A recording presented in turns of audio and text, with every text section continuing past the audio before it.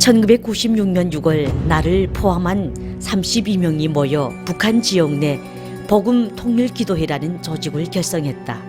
여기에는 그럴 만한 이유가 있었다.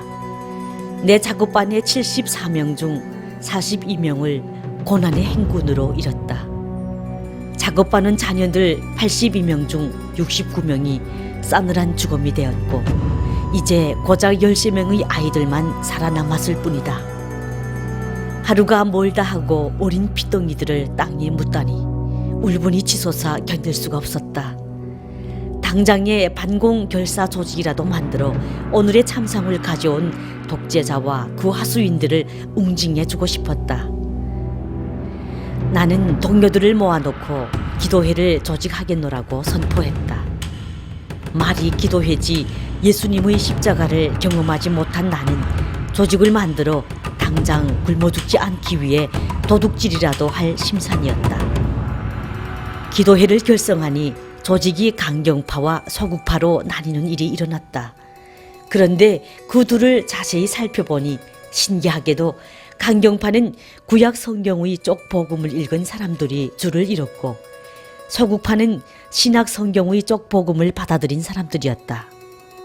레위기를 읽었던 나는 서구파들이 지나치게 겁이 많고 조심스럽다고 생각했다.